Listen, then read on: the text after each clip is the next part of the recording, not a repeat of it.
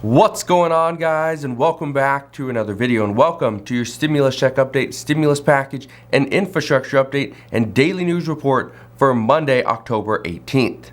So this week, this actually marks the start of Senate Majority Leader Chuck Schumer's decision-making process. According to multiple reports, it's coming down to this. It's the next 2 weeks.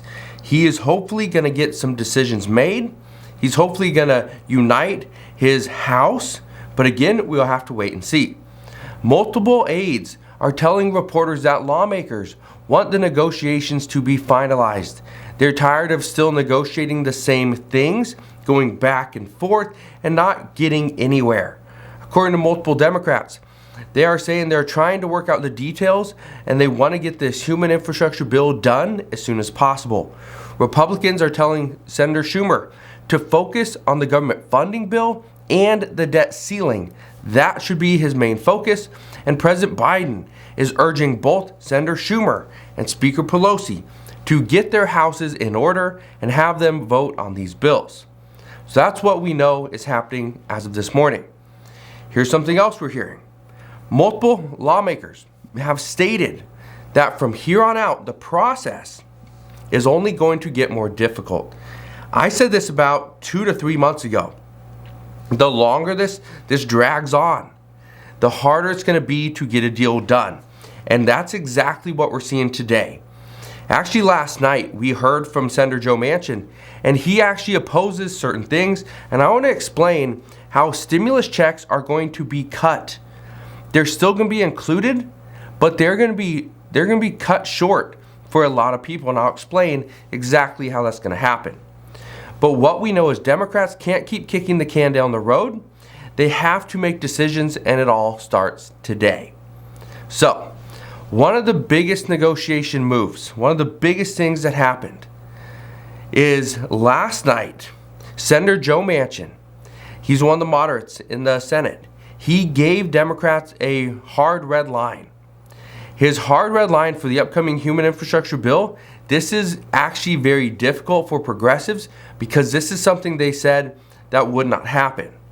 Here are the things that he made very clear. First, he says there must be an established work requirement. In order to get the child tax credit payments, you have to work.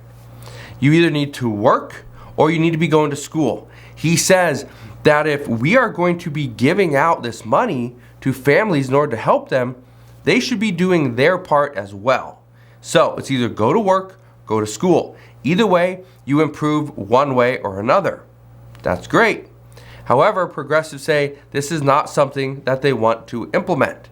The other hard red line, and this is a big one, is to include a $60,000 family income limit in order to qualify. Let me explain why that's so big. These are so big because currently, right now, there's no requirement that you have to work in order to get the child tax credit payments. There's nothing. You don't even have to file taxes in order to get the child tax credit payments. These are the payments. For any child between 0 and 5, you get $300 per month or $3,600 per year. For any child between the ages of 6 and 17, you get $250 per month or $3,000 per year. So, right now, you don't have to work, you don't have to file taxes, none of that stuff, and you still get the full benefit. The other big one, this is huge. Currently, the income limit for a family is set at $150,000. $150,000. That's when it just completely goes away. So, here's the issue. Joe Manchin is saying that he wants to help children, but he only wants to help those that are truly in need. And if a family is making $150,000, chances are they don't need a $250 or $300 per month child tax credit payment. That families that make less than $60,000 do need it. So that's what we're hearing. But we also know that Senator Joe Manchin, he now supports President Biden's $450 billion initiative to subsidize daycare and provide a free universal preschool. But again, he also wants to see an income cap on anybody that's being provided any benefit. That's the goal. is he wants to see means testing, he wants to see the income cap limited. However, means testing, that may or may not be included, we don't know yet, but he has set his sights on you have to work, and the income limit on all benefits is going to decrease. So, if you're making $120,000 per year, you may be losing these benefits, just to keep that in mind. We also know that on Friday, and I addressed this Friday as well, Senator Joe Manchin, he opposed the clean electricity payment program. Okay, this actually has progressives really fuming, because this was one of their kind of central ideas. This is what they were building around, is climate change. And so that has a lot of people very upset. But as of right now, this is where Senator Joe Manchin stands. He doesn't want to see people getting all these benefits, especially over this past year.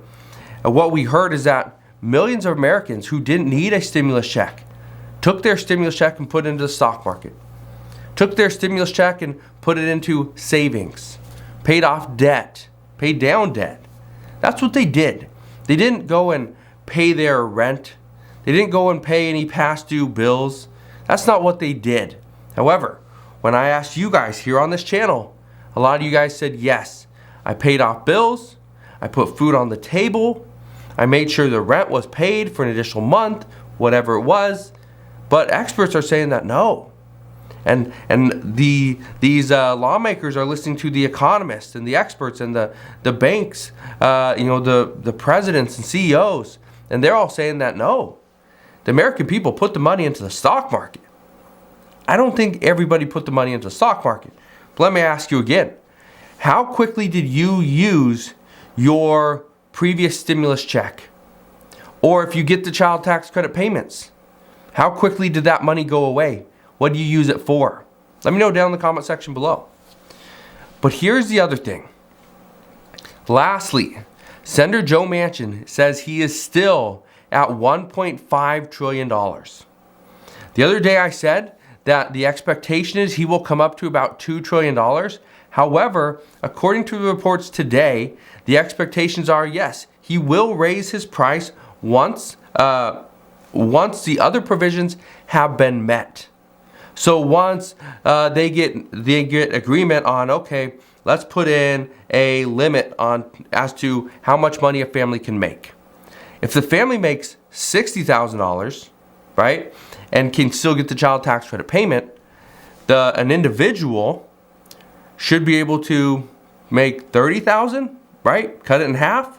That's my expectation. But again, he just talked about families, not about an individual. So the expectation is he's still at $1.5 trillion, but he will go up to $2 trillion. He will go all the way up to $2 trillion if and only if all the other provisions have been met. But again, we will see if that actually happens. Let's talk about why all these stores have empty shelves. Because this does tie into stimulus, this does tie into the infrastructure package. But let's address this. There has been a major issue with products coming into the U.S. They're sitting at different ports waiting to be transported. And when finally they do hit the stores, there's nobody there to actually stock the shelves. It's creating an issue.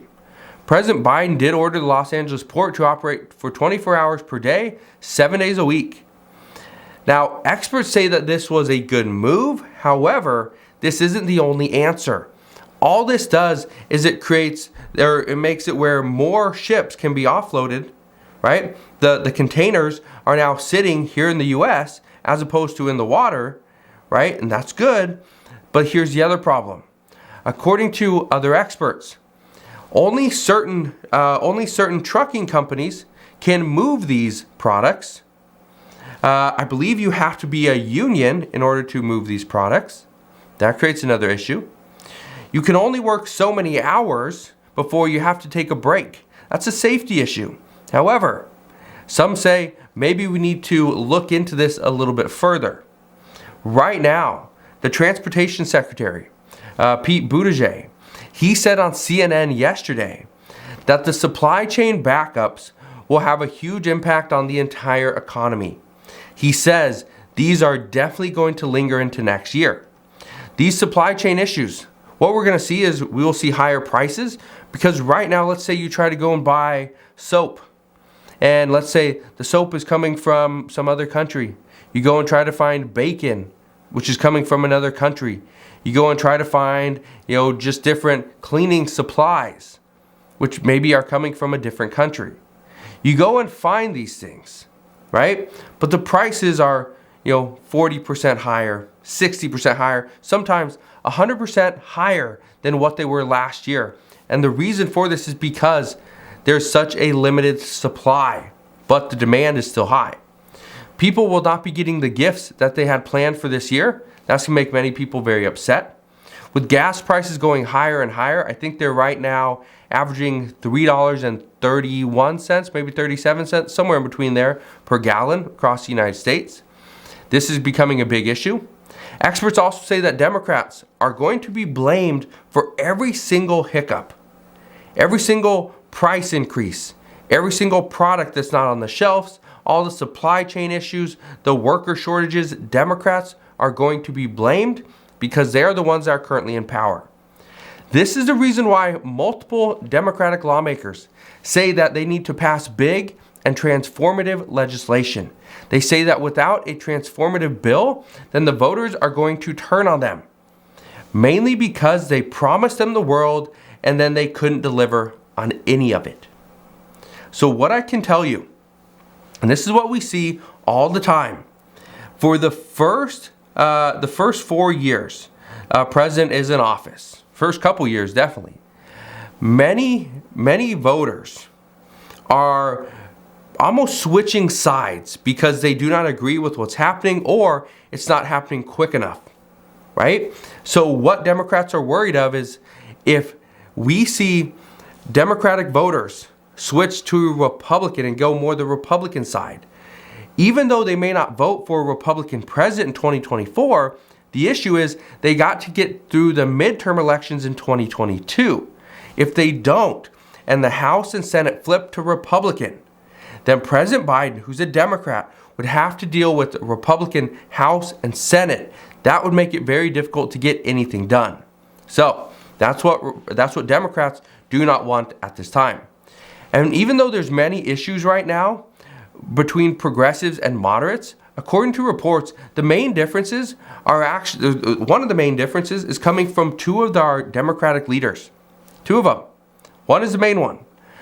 Speaker Nancy Pelosi believes that moving forward with fewer policies would be the best move in order to get this bill passed. It would actually bring on more Democrats to vote yes for this. But President Biden says that he thinks cutting the duration of the programs for a handful of years would be the best move.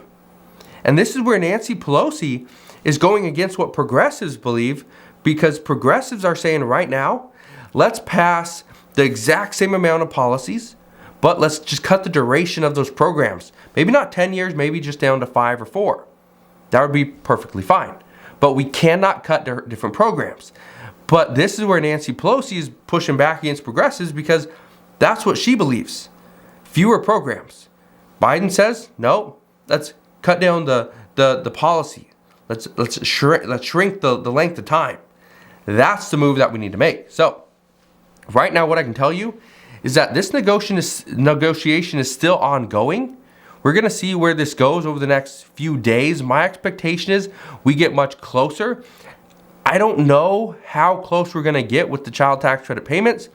My guess is Joe Manchin is coming in at $60,000, but progressives and the current bill is at $150,000. My guess is we're going to meet somewhere in the middle.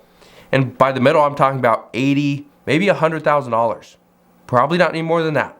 But as I know more, I promise I'll come back on here and share more of the details. I just want to thank you guys for watching. Have a wonderful rest of your day.